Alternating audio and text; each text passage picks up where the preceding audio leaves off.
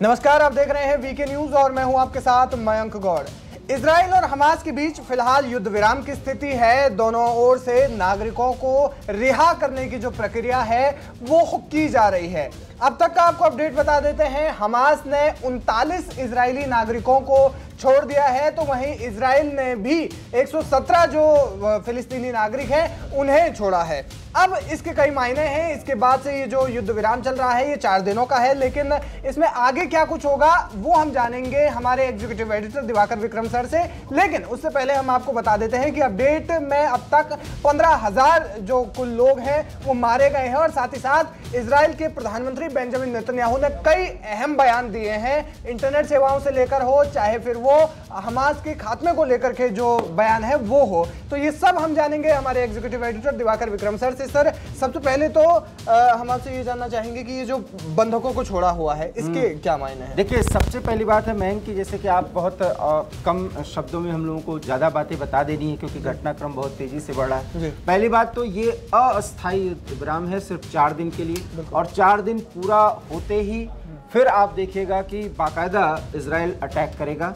ये इस बात का सबूत हम आपको बता सकते हैं, दे सकते हैं, क्योंकि वो गाजा एरिया में एंट्री गए हैं। एक वीडियो आ रहा है, गाजा एरिया में एंट्री करके जब वो सैनिकों के पास पहुंचते हैं तो उनको पूरा भरोसा दिलाते हैं कि हमास को खत्म करना हमारा उद्देश्य है, उसके लिए आपको हर सुविधाएं मिलेंगी।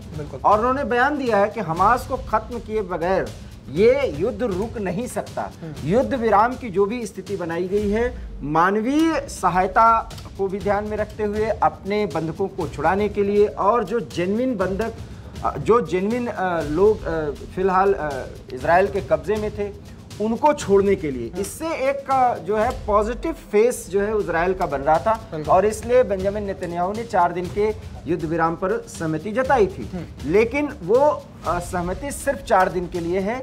लड़ाई शुरू होनी है और ज्यादा घातक तरीके से इस बार अटैक्स किए जाएंगे, क्योंकि साउथ एरिया में हमास ने अपने आप को फिर से रिग्रुप कर रीयूनाइट होने की जो उसकी कोशिश है उसमें उसको सफलता मिल रही है, ये जानकारी मिल रही है। तो अटैक्स होंगे, लेकिन इतना जरूर है कि गाजा पर एक तरह से अब कोई बड़ा उसका अधिकार नहीं रह गया, माफ करिएगा, हमास का, क्योंकि गाजा क्षेत्र में एंट्री करना और वहां से इजरायली पीएम का संदेश देना इस बात की तस्दीक करता है कि वो पूरी तरीके से गाजा पर अब इजराइल का एक तरह से कब्जा है, और वहां पर निश्चित रूप से जो वहां के नागरिक हैं वो हमास के प्रति समर्पित दिख रहे हैं, चाहे वो दबाव से, चाहे वो भावनात्मक रूप से जुड़े हुए हैं। लेकिन उसका नुकसान ये होगा कि जब भी बमबारी होगी या सेना जो जमीन पर कार्रवाई करेगी उसमें लोग मारे जाएंगे, और एक बार फिर ये मुद्दा उतना ही तेजी से आगे बढ़ेगा, और जो तमाम देश जो हमास के, फिलिस्तीन के नाम पर हमास का समर्थन कर रहे हैं, वो एक बार फिर इजराइल के खिलाफ मोर्चा खोलेंगे।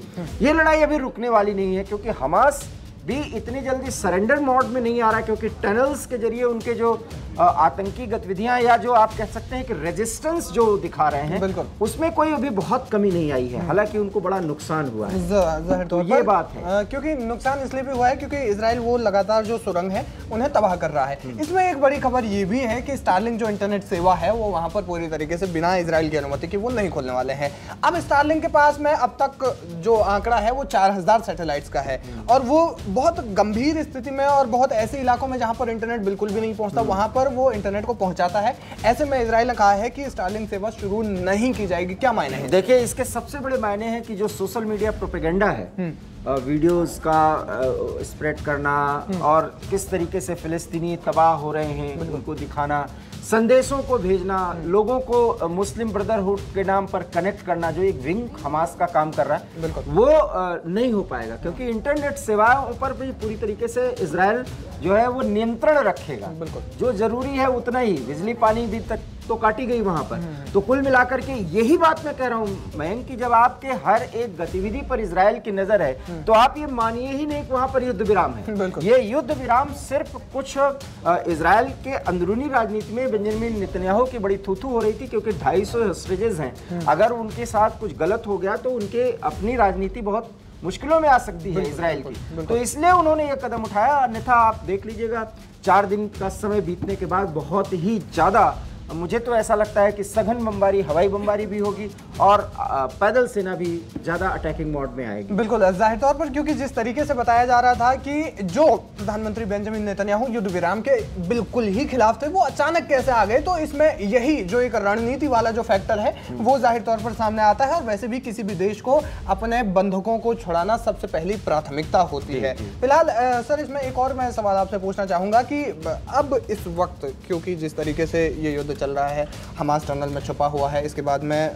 जो स्पंज बम जो का इस्तेमाल किया जाने वाला था वो भी किया गया, क्या रणनीति हो सकती है? देखिए, इसमें टनल्स को तबाह करना, क्योंकि टनल्स जो है ना उनकी एक तरह से श्वास नली है। अगर वो वहां पर ऑक्सीजन नहीं बल्कि दूसरी गैस अगर डाल दी जाए तो वो सांस लेना बंद हो जाएगा। ये मैं प्रतीकात्मक तौर पे कह रहा हूँ। मतलब टनल्स के जरिए रणनीतिक रूप से वो रेजिस्टेंस फोर्स बने हुए हैं। रेजिस्टेंस फोर्स का मतलब होता है कि एक बड़ी आर्मर्ड डिवीजन है, उनकी आर्मी है, उस आर्मी को अगर वो इतने दिन तक चुनौती दे रहे हैं तो उसके पीछे है कि इन आतंकियों ने अपने आप को सैनिक साजो सामान के साथ पूरी तरीके से लामबंद किया है और पूरी तरीके से अपने आप को कॉर्डन किया हुआ है। और टनल्स में वो सारी सुविधाएं हैं, उसमें उन्होंने पूरा सुरंग के ही जरिए वो जगह जगह पर उन्होंने बंकर्स भी बनाए हैं और बंकर्स के जरिए निकलते हैं और उसके बाद वो फायर करके फिर वो चले जाते हैं। और हॉस्टेजेस भी पता नहीं उन्हीं सुरंगों में भी अभी रखे हैं जो बाकी बचे हुए हैं। तो वो जैसे ही बंधक ज़्यादा से ज़्यादा संख्या में अगर छूट जाते हैं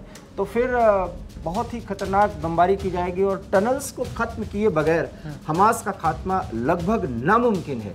तो असंभव नहीं है, लेकिन इतना ज़रूर है कि उसमें बहुत मशक्क़त करनी पड़ेगी। लेकिन इतना ज़रूर है कि इजराइल की सेना ने अगर ये कहा है तो उसके पीछे कारण यही है कि अगर हमास को नहीं खत्म कर पाते तो हमास एक बड़ी ताकत के रूप में फिर इजराइल को अगले एक दशक तक चुनौती दे सकता है, और जिसको इजराइल के लिए संभालना बड़ा मुश्किल होगा। बिल्कुल, जाहिर तौर पर, और संभालना भी बड़ा मुश्किल होगा। और ऐसी स्थिति इजराइल इस वक्त जिस मूड में है उस मूड के हिसाब से लगता नहीं, मूड और मोड बिल्कुल दोनों जिस तरीके से चल रहे हैं उससे लगता नहीं है कि अब किसी भी हाल में हमास को बख्शने के मूड में है इजराइल। तो कुल मिलाकर के ये इस युद्ध का अपडेट था। स्टारलिंक सेवाएं बंद कर दी गई हैं। इसके अलावा जो हॉस्टेजेस को छोड़ने के पीछे जो कारण है वो आपको सर ने बताए। क्या कुछ कहना चाहेंगे आप इस खबर पर, हमें कमेंट करके जरूर बताएं। और अगर आप चैनल पर नए हैं तो सब्सक्राइब किए बिना ना जाएं। वीके न्यूज, राष्ट्र के नाम।